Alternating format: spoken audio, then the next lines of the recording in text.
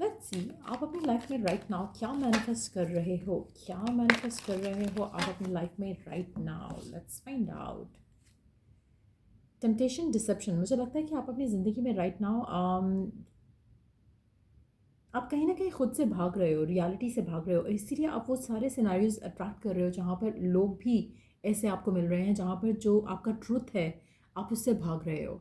और वही रीज़न है कि आप ऐसे लोगों से मिलते हैं जो कि आपको अपना असल चेहरा नहीं दिखा रहे हैं। मुझे लगता है कि काफ़ी हद तक अगर हम इसको डीपर वे में देखें तो मुझे लगता है कि आप करंट सिचुएशन में रहते हुए जो आप चाह रहे हो और जो आप कर रहे हो बिल्कुल डिफरेंट है। आप चाहते कुछ हो कुछ रहा है, क्योंकि आप जो चाह रहे हो आप बिल्कुल वो रिवील नहीं कर रहे हो। इसीलिए आपके साथ ही लोग ऐसे आते हैं, आपकी लाइफ में ऐसे लोग आते हैं जो आपको आपकी इसी एटीट्यूड को रिफ्लेक्ट बैक कर रहे हैं आपकी ज़िंदगी में। सो मुझे लगता है that's exactly what you are manifesting.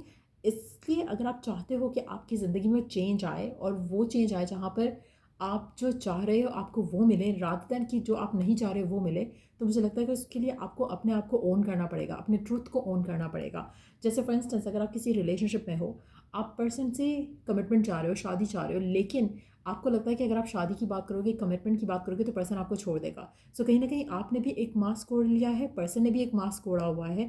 सो कहीं ना कहीं दोनों जो है वो ऐसी सिचुएशन में है, आप अपना प्यार नहीं बता रहे हो और आपका पर्सन अपनी इंटेंशन नहीं बता रहा है। सो कहीं ना कहीं आप जब आप खुद को चेंज करोगे, अपने अपफ्रंट पे एक एक चीज़ को लेकर आओगे, एक बात को ओपनली करोगे, तभी आपकी ज़िंदगी में वो लोग आएंगे जो आपको डिसीव नहीं करेंगे, जिन्होंने मास्क नहीं ओढ़ा होगा, जो आपको टेम्प्ट नहीं करेंगे टू डू समथिंग दैट जो आप नहीं करना चाहते हो अपनी ज़िंदगी में।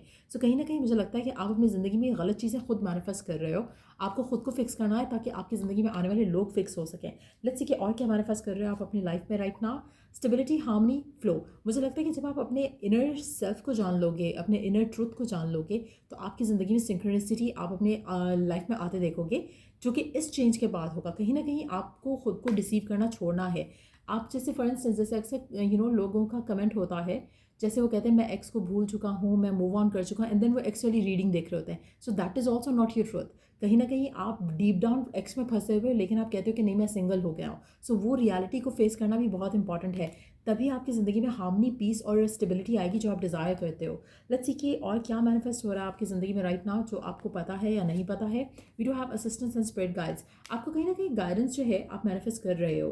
आप में से कुछ लोगों के लिए मुझे लगता है कि आप हो सकता है कि रात को सोने से पहले या उठते साथ डिवाइन की हेल्प चाहते हो, या फिर आप अपने डिवाइन से कनेक्ट करने की कोशिश कर रहे हो। और अगर ऐसा हो रहा है तो आपको हेल्प और गाइडेंस मिल रही है, लेकिन आपका रिसीव करना पॉसिबल नहीं हो रहा क्योंकि आपके अंदर वो स्टेबिलिटी नहीं है, एक ट्रुथ नहीं है।